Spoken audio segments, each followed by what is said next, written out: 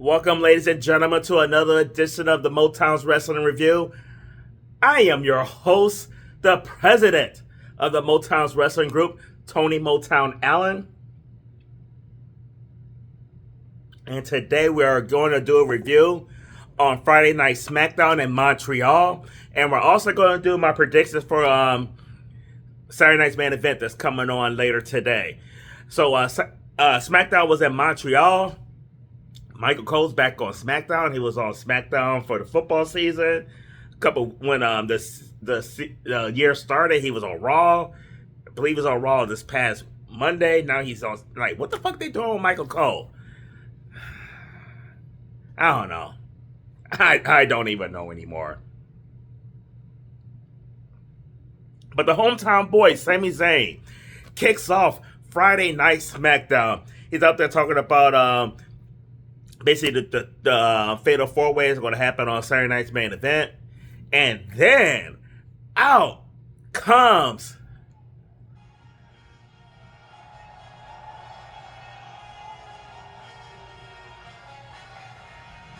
whoop that trick. Whoop that trick. Whoop that trick. Whoop that trick. Whoop that trick. Whoop that trick. Whoop that trick. Whoop that trick. Whoop that trick. Whoop that trick. Oh man, I am enjoying Trick Williams on SmackDown, Jey Uso on Fridays. I can fucking yeet on Mondays. I could whoop that trick on Fridays. Oh man. So Trick Williams come out there talking shit. Man, this motherfucker, he's having a good call up. Running his mouth, kicking some ass. I am loving Trick Daddy right now. 1000% loving him. So he talked a little bit more shit on Sami Zayn. Down comes Damian Priest. Damian Priest basically talking shit to Trick because Trick been counting on everybody, claiming that Trick Williams is scared of Damian Priest. Bruh. Even when you were the world champion, they weren't scared of you now. Don't get it twisted, though. But a pretty good way to kick off Friday Night SmackDown. All right, the first matchup of the night is the U.S. Open Challenge match. It was Ilya Dragunov accepted Carmelo Hayes' challenge. And the way Ilya was talking about he was banged up and everything, and I knew Carmelo was going to win this match, I was really, really doubtful how good this match was going to be. I thought they were going to have Ilya Dragunov hold it back. But honestly, very, very good match. Despite the finish, I gave it an A-. Enjoyed this match from beginning to end. But The Miz was out at ringside. The Miz pushed Ilya Dragunov off the top rope, leading to Carmelo hitting a solid last 48. 1, 2, 3. Carmelo Hayes is your winner. Like I said, I gave this shit an A-. And what in the squash matches? Let's try this again. What's in the squash matches is this? Chelsea Green taking on Jade Cargill. Really? But it appears that Chelsea Green did ask Jordan Grace to grace her with her presence as part of the Secret Service. So Jordan Grace was at ringside for this matchup, and even though this is a squash match waiting to happen, I put it on Jade. I give it to her like dush. I'd even give it to Chelsea Green like dush. But the way Jordan Grace was looking, oh my God, I will put it on Jordan Grace like dush. I love how she's been looking, how she been carrying herself, her promos, everything about her on SmackDown. She's been on SmackDown about 3-4 weeks, and it eclipsed her last year or so in fucking NXT. It's normally the opposite way. I love how they booking her in fucking SmackDown. But the match itself, gave it a C+. It was okay. I mean, it was definitely a squash match. I mean, Jay Cargill was definitely dominant in this one, which was good. I mean, this is the type of match that Jay needs to be in to kind of show that dominance and kind of that AEW booking though. And then Jordan Grace came out there, told her that she's gonna be in a Royal Rumble, challenged her to a match right now. Jade, of course, was the heel that did heel shit and bounced on that one though. But I really enjoyed this. I mean, I gave the match a C plus, but the shit with Jade and Jordan, I'm really enjoying. Next up, we have the tag team championship match with the Wyatt Sick versus My Family Tree. Solo Sokola teaming up with Tamatanga. And they used the lantern to get the win. I mean, we got new World Tag Team Champions. I gave the match a C. I wasn't overly thrilled with the match itself. But I like how they're building My Family Tree. I like the fact that they won the tag team title. I like the fact that they have the lantern. I like how they showcasing them as fucking a dominant faction versus being the Timu version of the Bloodline. Johnny Gargano was taking on Nathan Frazier, and this is almost like my piss break match, to be honest with you. I had no desire to see this. I'm sick of the feud with the match. I'm just sick of everything about this. But this match itself, gave it a C minus. It was okay at absolute best. It was like probably a notch below okay. They used the mask and everything. The little bitch, Candice LeRae, helped out Johnny Gargano in this shit though, but it was just so unentertaining. Very unentertaining. Where's Tommaso Ciampa? Where's Tommaso at? Somebody, can we put an APB on him? Because Johnny by himself, I mean, I don't hate him like the mastermind Bobby Rogers, but oh god. And his little plain ass, like dead ass mortician type valet, his wife Candice LeRae, brings no fucking spice to Johnny whatsoever. Next, we have a triple threat women's tag team match featuring Charlotte Flair and Alexa Bliss, featuring Kiana James and Julia, and Nia Jax and Last Legend. In my opinion, anybody other than Julia and what's her name, Kalani James, can win this match. I think the other two teams are better teams. No, Charlotte is definitely more established as a tag team. Do really kind of feel like Lexa's carrying the team right now. Charlotte just really been feeling off, and she felt off in this match as well. The team that I was really hoping win it was Last Legend and Nia Jax. I think this rejuvenated Nia Jax, to be honest with you. And Last Legend's a beast, but Lance took out Alexa with a big move, and then Kiana James came in and got the pin. I'm happy at least it was Kiana James and them titties. I'll put it on them titties. Like, gosh. And I'm sorry, Trick, you can whoop that Trick all you want, because Last Legend could get it like Dush as well. And so can a little Alexa Bliss. Like, I'm dushing all three. I'm dushing somebody on each team. Dush.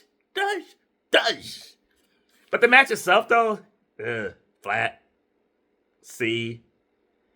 And I know, like, the Mastermind's gonna blame Julia on this, though, but Charlotte just looked flat to me. Like, she just haven't looked like herself. I'm gonna need Charlotte to turn on Alexa Bliss, and we could get singles matches, heel Charlotte Flair again. Maybe then we could get the old Charlotte back. I just haven't been feeling it since she's been back lately.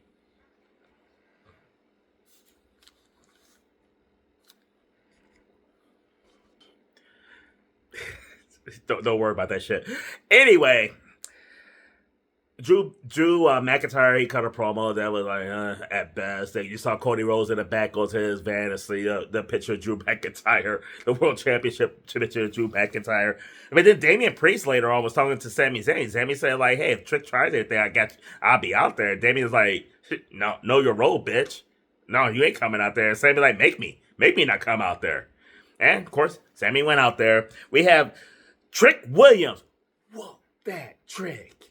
Whoop that Trick. Whoop that Trick. Taking on Damian Priest. And an okay match. I gave the match a B minus.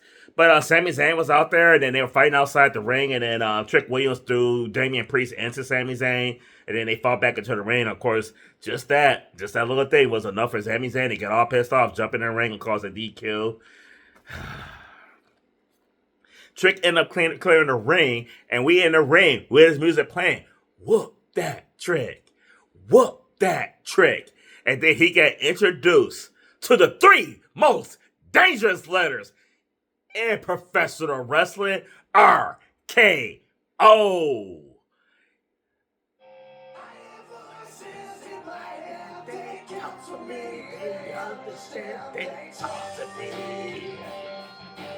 Oh, yeah, the Viper had the last say in all this shit. Taking out Trick Williams.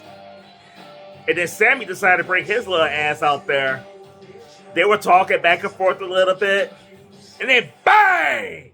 Diamond Cutter on Sami Zayn. RKO everybody. Everybody. It was I actually enjoyed that more than the match. You know why? I hear voices crying. I see candles dying. I taste blood and trying. I feel tension rising. I hear voices in my head. They talk to me. They understand. They talk to me. They talk to me. Oh, I hope that wasn't over a minute. Otherwise, YouTube probably gonna get my shit. All right, next we're gonna do the moment, tap out, and match of the night. There was honestly only one good match, like a good match. And that was Ilya Dragunov versus Carmelo Hayes. And this was the first match of the night. I mean, everything else after this was fucking, to be honest with you. I mean, B- was the main event, and the rest of the matches, in my opinion, were C's. Lackluster at best after this fucking stellar of a match. And my tap out was the whole fucking shit with Axiom and the mask. It just seemed like a stupid ass angle and a stupid ass feud with some stupid ass motherfuckers. But my moment of the night was fucking Jordan Grace looking I mean, not just because I put it on her like Dudge, because I made that shit clear earlier. But she looks like a bona fide star. She looks like a bona fide superstar. She looks like a bona fide fucking wrestler on this call up there and everything. And I'm not saying she's going to beat Jade Cargill when they face the first time, but this is a title change that's going to happen soon. This got the makers to be a 3-match series. I got Jade winning the first one, and I got Jordan Grace taking the next 2. The second time they face is when she wins the title, though. Absolutely loving what they're doing with Jordan Grace right now. 100 times better than how they booked her in NXT. All right, now my predictions for Saturday night's main event. I'm going to go with the obvious first. The phenomenal AJ Styles will take out and beat Sensei Nakamura. I mean, you can't have AJ lose to Shinsuke and then take on Gunther. No fucking way. But I got a feeling this got the potential to be the match of the night, though. Even though it's very predictable, we all know AJ's going to win, but this match could steal the show. Then we have the Judgment Day. Oh, man, my little 5 feet of Furies themselves. Little bitty Roxanne, little bitty Liv, a whole lot of Dungeon. Taking on Mommy herself and Io Sky. Honestly, I love all 4 females in this match. I'm not big on the pairing with Io and Rhea, but in my opinion, they are going to be the ones that win this match. But I would love to see Judgment Day take them titles. I really would. I just don't see it. My prediction is going to be Rhea Ripley, and Io. But I would love to see Judgment Day win this. Not going to happen, but I would love to see it. Next up, we have Sami Zayn versus Whoop That Trick. Whoop that trick. Whoop that trick. Versus Damian Priest versus the three most dangerous letters in professional wrestling. RKO. Fantasy booking first. Randy Orton is the best wrestler in the world today. That's my feeling. Name a better wrestler right now than Randy Orton. There is none. He is the best wrestler in the world today. The way it should go, Randy Orton should RKO the fuck out of everybody. Randy Orton should pin Damian Priest. Randy Orton should go into the Royal Rumble in Saudi Arabia. Randy Orton should win the World's Championship for the 15th time. Randy Orton should go on to WrestleMania. Randy Orton should defend that title versus Cody Rhodes as the heel. That's what we should have. That's going to be better than what we actually going to get when it comes to the title. Randy Orton versus Cody Rhodes fucking takes my fucking money now. But no, Triple H's going to give me that. No. What he's going to give us, he's going to give us Sami Zayn winning this match. Sami Zayn is my prediction because you can't have Randy. You're not going to serve up Randy Orton to Drew to lose. You're not going to serve up Trick to lose. And nobody will give 3 flying fucks if Damian Priest got a main event title shot at a Big 4 pay-per-view. So it's going to be Sami Zayn taking on Drew McIntyre and Drew McIntyre beating him. I gave you a couple of predictions. Gave you a prediction for tomorrow and for next week at Royal Rumble.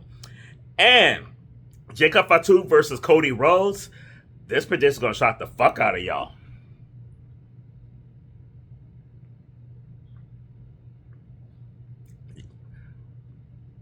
All gas, no brakes.